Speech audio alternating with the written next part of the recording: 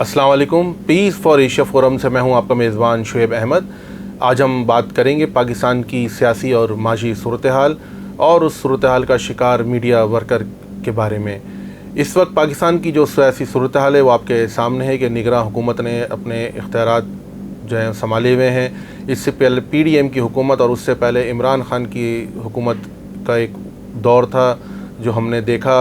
उसमें जो सियासी सूरत हाल थी, अब वो अच्छी थी या बुरी थी ये तो आप ही बता सकते हैं, लेकिन उसमें मीडिया वर्कर्स के लिए मुश्किलात क्या थी उस पे हम बात करेंगे। और ख़ास तौर पे अब जो निगरान हुकूमत आई है उसमें मीडिया वर्कर किन मुश्किलात का शिकार हैं, उनकी दौरान मुलाजमत क्या उनको मुश्किलात आ रही हैं, उनकी ख़बरों की अशात या ख़बरें अखबार में और चैनल में जब चलती हैं तो उसके बाद उनको किस तरह का रद्द-ए-अमल देखने को मिल रहा है, इस पर हम बात करेंगे। कराची से हमारे मारूफ साहबी फ़ारूक सामी हमारे दरमियान मौजूद हैं। अस्सलाम वालेकुम फ़ारूक साहब। वालेकुम सलाम और बहुत शुक्रिया शेख साहब। बहुत शुक्रिया जी। फ़ारूक साहब, आप बताएं कि इस वक्त मीडिया वर्कर को सियासी इस सूरत हाल में किस तरह की मुश्किलात का सामना करना पड़ रहा है? देखिए शेख साहब, बहुत डिफरेंट मामलात हैं ना, इसके हम मुख्तलिफ इसको कैटेगरीज़ में कर सकते हैं। एक तो सियासी सूरत हाल में ये सामना करना पड़ रहा है कि आप कोई ख़बर देते हैं, उसके ऊपर रिएक्शन आता है, उसके ऊपर जो है वो अदालतों से रुजू किया जाता है। चलें, ये एक बहुत माकूल मामला है। लेकिन सोशल मीडिया की आमद के बाद एक और प्रॉब्लम ये हुआ है कि उसकी तस्वीर, यानी उस सहाफ़ी की तस्वीर, क्योंकि वो सहाफ़ी सोशल मीडिया पे भी लिख रहा होता है और उसको कहीं ना कहीं वो प्रमोट हो रहा होता है, तो उसकी तस्वीर लेके, उसके फ़ोन नंबर लेके, उसके ट्विटर अकाउंट लेकर उनको जो है वो फैलाया जाता है। और अगर हम इसकी बड़ी वाज़ेह मिसाल देखें तो एक जो जियो से ताल्लुक़ रखने वाले सहाफ़ी थे, उनके साथ ये वाक़या हुआ था, वो यहाँ से उनको जाना पड़ गया, उनको छोड़ना पड़ गया। इसी तरह बहुत सारे सहाफ़ी थे जिनको इस तरह टारगेट किया। हमारी जो वुमेन जर्नलिस्ट हैं, जिनमें हम अगर बात करें एंकर आशमा सिराजी की, तो उनको भी ये फ़ेस करने पड़ा। और ये कोई एक जर्नलिस्ट की बात नहीं है, ये बहुत सारे एक जर्नलिस्ट हैं जिनको तवातुर के साथ इस मामले का सामना करना पड़ा, हैरेसमेंट का सामना करना पड़ा। जब वो कहीं जाते थे तो उनके पीछे लोग लग जाते थे और उनको जो है वो धमकाया जाता था। अगर मैं इसकी एक सिंपल सी मिसाल करूं और मैं इसको सिर्फ साल 2023 को साल 2021-2022 से अगर मैं इसका मवादना करूं तो 63% जो है वो इजाफा देखने में आया है साल 2022 और 2023 में, जबकि साल 2021 और साल 2022 में ये जो तादाद थी वो कम थी खासी। अब मैं इसके आपको थोड़े से फिगर्स बता दूं।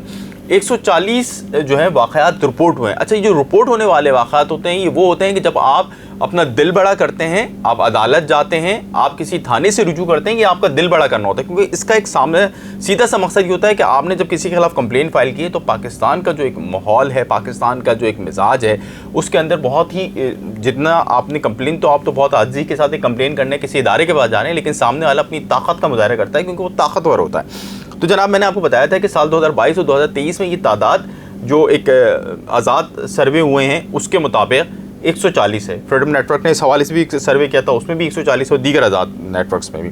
इसके साथ साथ 2021 और 2022 की जो मैं बात बता रहा था आपको कि उस वक्त सिर्फ 86% थी ये तादाद, यानी सिर्फ 86 वाक़यात रिपोर्ट हुए थे और ये कोई सालाना 63% का इजाफा हुआ है।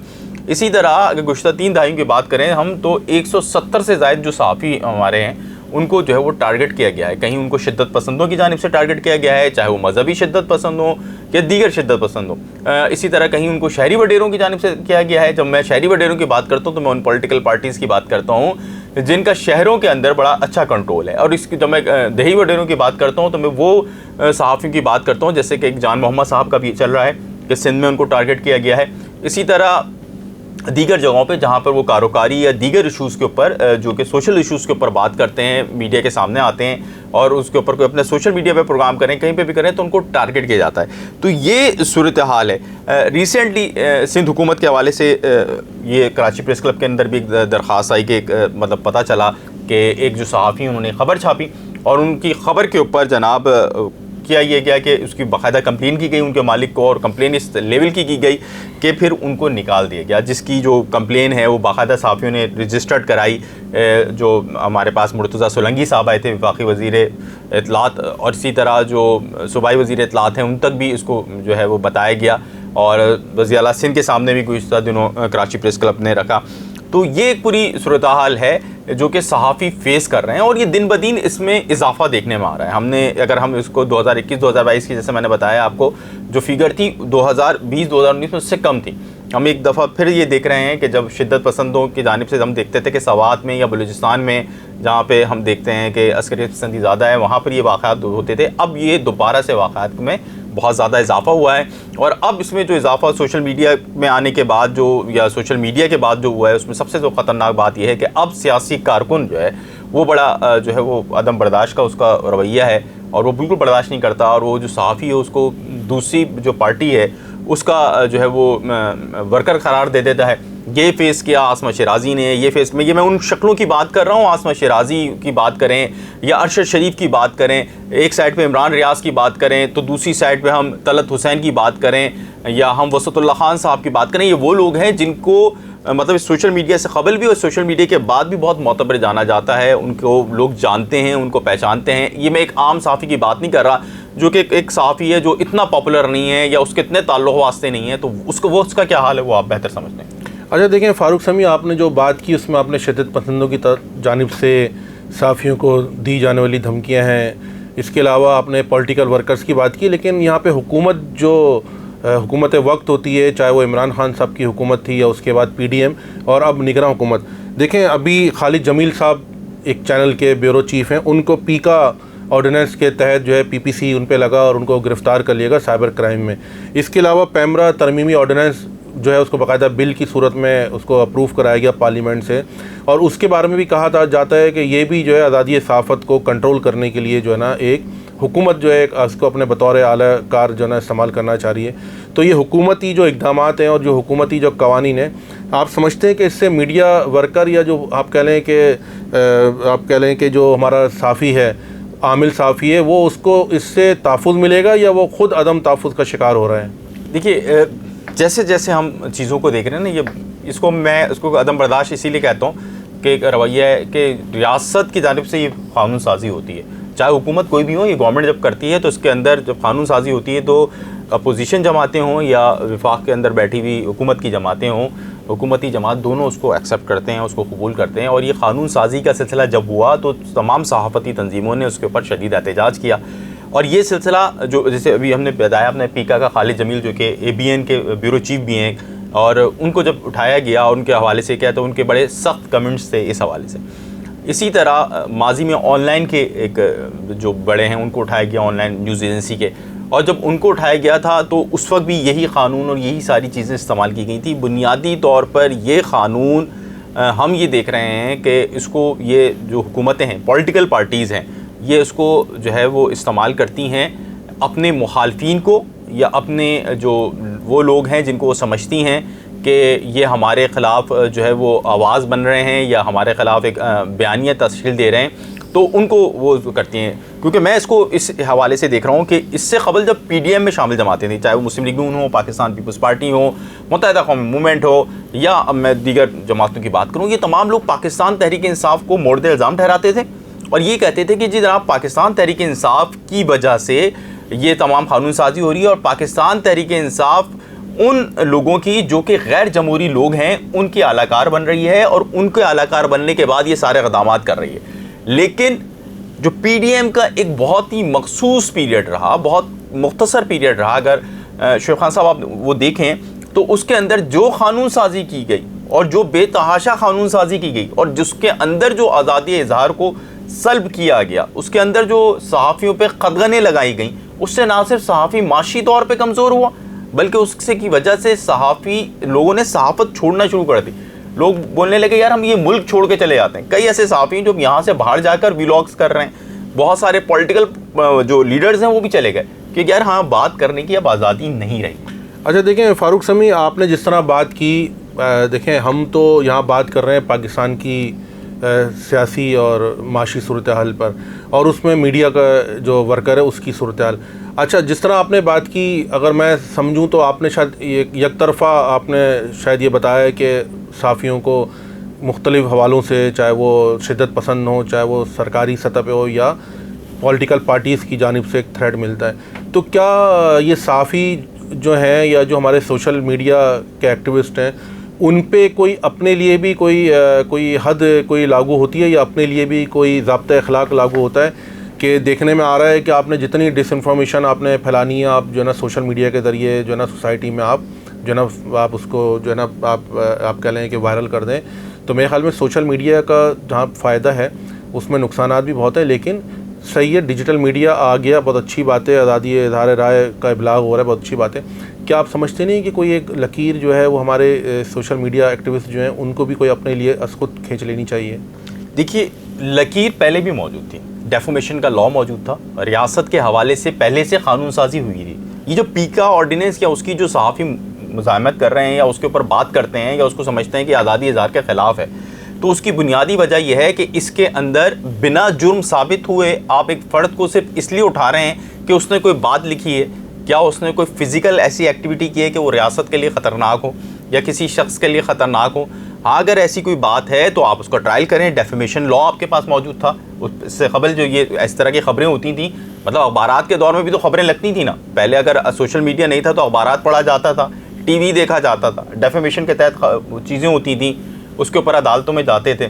आपने अपने कानून को पर अमल दरामद को रोका और आपने नई कानून साजी कर दी। अच्छा, इस कानून साजी के अगर मैं डिटेल में जाऊँगा तो इस पर इतने सारे क्वेश्चन मार्क हैं और फिर ये होंगे, फिर आप भी शिकायत करेंगे यार आपने मुझे लापता करवा दिया, तो ये मैं नहीं चाह रहा। अच्छा देखें फारूक समी, ये सूरत-ए-हाल हमने देखी कि हुकूमत जो भी रियासत आप कह लें कानून साजी कर रही है या हुकूमत वक्त जो कानून साजी कर रही है, उसमें हमने देखा है कि मीडिया के हवाले से कानून साजी तो बहुत हो रही है, लेकिन उसमें जो उनकी मीडिया वर्कर की जो माशी सूरत-ए-हाल है उसमें शायद अगर 10 पॉइंट हो तो कोई 1 पॉइंट होता है, वो भी इतना मुबहम होता है कि मीडिया वर्कर को ये पता ही नहीं चल पा रहा होता कि इसमें मेरे लिए कोई फ़ायदे की बात है या नहीं। जिस तरह लास्ट टाइम आपने देखा कि पैमरा तरमीमी ऑर्डिनेंस में मालकान को ये छूट दी जा रही थी कि 60 रोज़ तक भी अगर आपकी तनख्वाह लेट हो जाती तो उसके बाद आपसे पूछा जाएगा। अच्छा, इसके साथ साथ एक चीज़ और कि आप देखें कि हम अभी बहस यहाँ पे मतलब हम उसमें घिरे हुए हैं कि मिस इन्फॉर्मेशन और डिस इन्फॉर्मेशन, उस पर जो पैमरा तरमीमी ऑर्डिनेंस में जो जिक्र किया है। अच्छा, उसमें एक चीज़ और जो हम बात करते हैं कि जब ये कानून लाए जाते हैं, जब ये बिल बनाए जाते हैं, तो उसमें काउंसिल ऑफ कंप्लेन का भी एक जिक्र है और उसमें कहा गया है कि काउंसिल ऑफ कंप्लेन इसलिए बनी है कि अगर आपको कोई शिकायत है तो आप इस काउंसिल से रब्ता करें। तो ये क्यों ऐसा हो रहा है कि जो हुकूमत है और जो रियासती इदारे हैं उनको क्या ऐसी जल्दी हो जाती है कि वो फ़ौरन ही जो है वो आप कह लें कि फ़िज़िकल एक्टिविटी के ज़रिए जो है उस साफ़ी को, उस जर्नलिस्ट को पहले आप कह लें कि सो कॉल्ड अगवा कर लेते हैं, उसके बाद 4 दिन बाद उसको मंजर-ए-आम पे लाते हैं या 4 महीने बाद उसको मंजर-ए-आम पे लाते हैं और फिर कहा जाता है कि उसका जो है ना सॉफ्टवेयर अपडेट हो गया है। तो काउंसिल ऑफ कंप्लेन या अदालतें, इनसे हमारे हुकूमत और रियासती इदारे उनसे क्यों नहीं रब्ता करते हैं? दुरुस्त कहा आपने। यही जो है वो शिकवा जो है सहाफ़ती तंजीमों को रहा कि मतलब कराची प्रेस क्लब के जो रजिस्टर्ड लोग हैं या हमारे जो अरकान थे या दीगर सहाफ़ती तंजीमों के जो वो गायब हुए या वो हुए, तो यही उनसे कहा गया कि यार आप हमें बता देते, हम अपना बंदा खुद लेकर आ जाते। आप जितने दिन चाहे उससे तफ्तीश करते, एक बंदे को आप उठा के ले गए और उसके बाद आपने उसके साथ पूरा एक गेम किया और उसके बाद फिर आपने बोला कि हमने सॉफ्टवेयर अपडेट कर दिया। ये इस तरह की खबरें ये ना पाकिस्तान के लिए मुस्बत हैं और ना ही इस सहाफ़त के लिए मुस्बत हैं। हम तो एक आईना है, हम एक आईना है जिसमें हर किसी ने अपनी शक्ल देखनी है। अब आपको वो शक्ल कैसी लग रही है, आप अपनी शक्ल बेहतर करने के बजाय अगर मेरे बाल ख़राब होंगे और मैं यहाँ पे स्टूडियो में आके बैठ रहा हूँगा तो मैं अपने बाल सही करूँगा या बोलूँगा यार ये मेरे हेयर स्टाइल है, चलो इट्स ओके। लेकिन ये वाली बात कि आप सामने वाले को उठा दें, ये बुनियादी तौर पर एक जो रवैया है ना अदम बर्दाश्त का, वो है पाकिस्तान के अंदर। जो चाहे हम अयूब साहब के दौर की बात करें या उससे कबल की बात करें, पाकिस्तान में शुरू से लेकर अब तक हम जिस लड़ाई को लड़ रहे हैं वो आज़ादी इज़हार की लड़ाई है, जमहूरी इक़्तिदार को फ़रोग़ देने की लड़ाई है और माशरे को जो है वो मुस्बत तरीके से उसके अंदर इक़्तिदार की को जो है उजागर करने की लड़ाई है, जिसके लिए हम काम कर रहे हैं और करते रहेंगे। ये कानून साजी ज़रूर हमें हमारे जो है वो सफ़र को स्लो करेगी, हमारी जो स्पीड है उसको स्लो करेगी, लेकिन इससे रुकेंगे नहीं। और काउंसिल ऑफ कंप्लेन और बहुत सारी ऐसी चीज़ें हैं जैसे कि आपने अपनी बात में तस्करा कर दिया कि जहाँ पर इस चीज़ को रोका जा सकता है, जहाँ पर उस पर बात की जा सकती है। और ऐसा भी नहीं है कि अगर आप किसी सहाफ़ी को बुला के समझाएं और उसको बोलें यार जनाब आपकी ये बातें रियासत के ख़िलाफ़ हैं और उसको उसके यानी जो जैसे कराची में बात करें तो कराची प्रेस क्लब उसका एक इदारा है जिसके तहत जॉइंट एक्शन कमेटी भी और दीगर है। इसी तरह हर सूबे में, हर शहर के अंदर सहाफ़ती तंजीमें मौजूद हैं, आप उनसे बात कर सकते हैं, उनको चीज़ों को निगोशिएट कर सकते हैं। यहाँ पर नज़र ये आता है कि ये बात बताई जाती है कि हम बड़े हैं और बस हमारे आगे कोई नहीं है, ये एक तासुर आता है। अच्छा देखें फारूक समी, हम जो बात कर रहे हैं कि पाकिस्तान में ये मसाइल हैं, लेकिन मेरे ख्याल में आप देखें कि इसी तरह के मसाइल तो अमेरिका में और यूके में और आप कह लें साउथ एशिया के जो ममालिक हैं उनमें भी जो है ना देखने में आते हैं कि कहीं ना कहीं तो हुकूमत जो है वो मीडिया को किसी न किसी तरीके से कंट्रोल करने की कोशिश तो करती है। अगर क्या आप समझते हैं कि हम मतलब पाकिस्तान के अलावा जो है पूरी आप कह लें कि ग्लोबल उसमें क्या मीडिया उसी तरह आज़ाद है जिस तरह हम समझते हैं? क्या वहाँ पे कोई थ्रेट नहीं है, या अगर है तो उसके बारे में आपकी क्या राय है? देखिए, बरतानिया की बात करें, अब उनका एक अपना लाइफ स्टाइल है, उनके पास भी हैं बहुत सारी चीज़ें हैं, ख़तगने हैं। यूएस की बात करें, वहाँ पे भी है, विकीलीक्स के वाले चैप्टर में क्या हुआ है, लेकिन वहाँ और यहाँ में फ़र्क है। फ़र्क क्या है, वहाँ पर उस तरह आपको ह्यूमिलिटेट नहीं किया जाता, आपको उस तरह आपकी इज़्ज़त नफ्स है वो मजरू नहीं होती है, एक चीज़। दूसरी, वहाँ पे बुनियादी चीज़ का मसला नहीं है। यहाँ पर काम करने वाले सहाफ़ी का जो सबसे बड़ा मसला है वो ब्रेड और बटर का है, उसके पास खाने को रोटी नहीं है। यहाँ पर काम करने वाले सहाफ़ी का सबसे बड़ा मसला है कि उसको मुकम्मल तौर पर गायब कर दिया जाता है। यहाँ पर काम करने वाले सहाफ़ी को रियासत के हवाले से कितने होंगे केसेस रजिस्टर्ड, रियासत के हवाले से आप मुझे बता दें कितने केसेस रजिस्टर्ड होंगे। रियासत के ख़िलाफ़ बोलने वाले, इदारों के ख़िलाफ़ बोलने वालों के तो इतने केसेस रजिस्टर्ड भी नहीं है। इनकी तादाद 0.5% होगी या बमुश्किल 5% होगी। सबसे ज़्यादा जो रजिस्टर्ड केसेस हैं वो किस हवाले से हैं? फ़लाँ सियासतदान के हवाले से बोल दिया, फ़लाँ बैंक के हवाले से ये रिपोर्ट निकाल दी, फ़लाँ जगह से माइन से इतनी चीज़ें हो गई। ये तो कौमी असासा है ना, ये किसी की इज़्ज़त नफ्स को भी मजरू नहीं कर रहा। कौमी असासा के हवाले से हर जगह बात होती है, वहाँ पे बात है, बिल्कुल है। बरतानिया में बात करें, आप मलका के बारे में लिख के दिखा दें, कोई बरतानवी सहाफ़ी आज़ादी हज़ार को BBC लिख के दिखा दें, ठीक है। पूरे यूरोप के अंदर एक मौजू है जिसके हवाले से मैं यहाँ इसलिए बात नहीं कर रहा कि आपका ज़्यादा वहाँ पर है फीडबैक, तो वहाँ पर उस मौजू पे आप बात ही नहीं कर सकते। ये सारे मसाइल हर जगह अपनी जगह हैं, लेकिन जो बुनियादी हुकूक़ हैं, शहरी के बुनियादी हुकूक़, वो वहाँ पे वायलेट नहीं कर रहे हैं। यहाँ पर रेमंड डेविस यहाँ पे हाल बुरा करके चले जाता है पाकिस्तान का, पूरे आपका चीफ लगा रहता है वहाँ पे कोर्ट के अंदर, लेकिन यही रेमंड डेविस जब वहाँ किसी आम शहरी के साथ भी, मतलब सहाफ़ी नहीं, एक आम शहरी के साथ भी कुछ करता है तो फिर वो उसके साथ कानून निमटता है। यहाँ वहाँ पे ये भी है कि उनको पता है कि उन्होंने क्या चीज़ कवर करनी है और क्या चीज़ कवर नहीं करनी है। यहाँ पर वो चीज़ की कवरेज अलाउ होती है, लेकिन जब उस कवरेज के अंदर हक़ाइक़ बयान किए जाते हैं तो उसको रोक दिया जाता है, उसको सज़ा दी जाती है। ये वाले मतलब हैं। पॉलिटिकल इशूज़ के अंदर इन्वॉल्वमेंट होती है, वहाँ पॉलिटिकल इशूज़ के अंदर लिखने पे इतना इशूज़ नहीं है। तो ये जो बुनियादी मुझे मसला लगता है वो ये लगता है कि यहाँ सहाफ़ी के बुनियादी हुकूक मुतासिर हो रहे हैं, वो माशी तौर पर तंग हाल हो गए, तंगदस्त हो गए। ठीक है जी फारूक भाई, आपने जो बात की पॉलिटिकल जो मुश्किलात हैं वो तो हमने देख ली। इसी आपने अपनी गुफ्तगू में माशी सूरत-हाल के बारे में बात की है। देखिए, पाकिस्तान की जो माशी सूरत-हाल चल रही है, महंगाई का तूफ़ान है, और अब डॉलर की कीमतें और पेट्रोल की कीमतें जो है उनमें मुकाबला चल रहा है कि कौन सबसे पहले रिकॉर्ड जो है वो तोड़ता है। तो इस महंगाई के तूफ़ान में जो वर्किंग जर्नलिस्ट है उसको क्या मुश्किलात दरपेश हैं, इसके बारे में आप थोड़ी रोशनी डालें। देखिए, मैंने जो चीज़ें की, मैं एक 1 सितंबर की एक रिपोर्ट बता रहा हूँ। बिज़नेस रिकॉर्डर एक अखबार है, उसके अंदर ये रिपोर्ट लगी पूरी पाकिस्तान में महंगाई के तनासुब के हवाले थे। तो 28% उनका कहना है कि इस साल पूरी अगर हम फिगर निकालें तो 28% के करीब बन रहा है।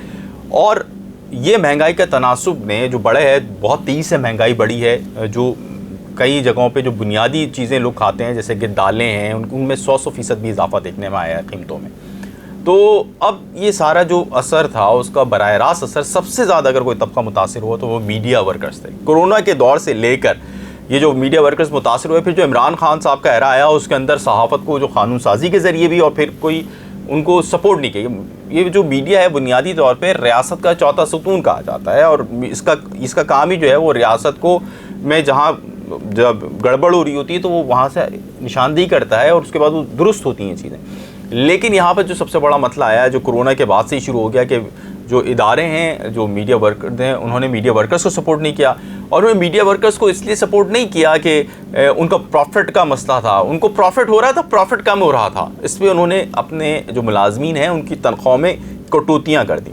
मल्टीपल इशूज़ हैं, मैं आपको पहले बताऊँ, बहुत सारे इदारे बंद हो गए। पाकिस्तान का सबसे बड़ा मीडिया इदारा जो अपना दावा करता है और ख़ासा पुराना है, उसका अपना TV चैनल है, उसके एक अंग्रेज़ी न्यूज़पेपर हैं, उसके 2-3 और उसके साथ साथ दीगर हैं, उस इदारे ने अपना इवनिंग का जो अखबार था जो बहुत मशहूर था, उसको बंद कर दिया, जिसके नतीजे में दर्जनों जो मुलाजमीन थे वो जो है वो उनकी नौकरियां चली गई। इसी तरह सिर्फ मैं एक मिसाल दे रहा हूँ कि इतना बड़ा इदारा था, कई इदारे बंद हुए। इसी तरह जो लाहौर बेस एक अखबार था, उसने कराची से अपना सिस्टम बंद कर दिया, पूरा अपना चैनल बंद कर दिया टीवी, उससे कई लोग हुए। तो पहले तो ये हुआ कि इदारे बंद हुए जिसकी वजह से सहाफ़ी बेरोज़गार हुए। फिर दूसरा ये काम हुआ कि जनाब जो इदारे थे उन्होंने कटौतियाँ की, और उन कटौतियों पे जो लोग राज़ी नहीं हुए तो उन्होंने ये जो बेरोज़गार वर्कर थे उनकी मुश्किल को, उनकी परेशानी को कैश करते हुए उनको हायर कर लिया। अच्छा, इसके बावजूद भी उनकी कोई ज़मानत नहीं थी। इसके साथ साथ मेडिकल और दीगर जो अलाउंसेस थे वो सारे बंद कर दिए, कई इदारों में पेट्रोल बंद हो गए। इस वक्त पाकिस्तान में जो 4 इलेक्ट्रॉनिक मीडिया के चैनल हैं, जो सफ़े अव्वल के 4 इलेक्ट्रॉनिक मीडिया के चैनल हैं, उधर तनख्वाहें टाइम पे आ रही हैं। पाकिस्तान का सबसे बड़ा मीडिया ग्रुप जिसके सबसे ज़्यादा अखबारात निकलते हैं, आप थोड़ा सा इसमें ऐड करें ना कि कितने मीडिया हाउसेस हैं जिसमें से 4 में तनख्वाह। देखिए, अगर हम उसको रिकॉर्ड देखें तो वो तो कोई जो मुसलसल चल रहा है, जिनको इश्तहारात मुसलसल जा रहे हैं, तो वो 22 से ज़ायद हैं। अच्छा, अब इसमें जो है, मैं बता रहा था आपको कि उन्होंने अखबारात बंद हुए, और जिस अखबार का क़ायद आज़म ने इफ्तिताह किया उन्होंने भी अपना एक मैगज़ीन बंद कर दिया। तो ये सूरत हाल है, और इस तरह जो छोटे छोटे अखबारात थे तो बेपनाह बंद हो गए। मतलब आप कह रहे हैं कि ये जो अखबारात बंद हो रहे हैं, चैनल बंद हो रहे हैं, इससे बेरोज़गारी में इजाफा हुआ। अच्छा, मुझे एक बात आप थोड़ा सा ये इस पर रोशनी डालें कि जब इमरान खान की हुकूमत आई और इमरान खान साहब ने ये दावा किया था कि जो सरकारी इश्तहारात हैं ये रिश्वत के तौर पे जो ना हुकूमतें इस्तेमाल करती हैं मीडिया को, उनके दौर में जो आपने कहा क्राइसिस आया वो यही थे कि इश्तहारात बंद कर दिए गए, फेडरल और जो सूबाई हुकूमतों के इश्तहारात पे पाबंदी लगा दी गई। लेकिन उसके बाद जब पीडीएम की हुकूमत आई, हालांकि 16 महीने की हुकूमत थी, उसके बाद अब निगरान हुकूमत चल रही है, तो उसका जो एक कैलकुलेशन है वो बताते हैं कि रिकॉर्ड अरबों रुपए के जो ना इश्तहारात जारी किए गए। तो ये मीडिया हाउसेस को इश्तहारात तो मिल रहे हैं, तो उसके बावजूद भी जो मीडिया वर्कर है उसकी माशी सूरत क्यों बेहतर नहीं हो पा रही है?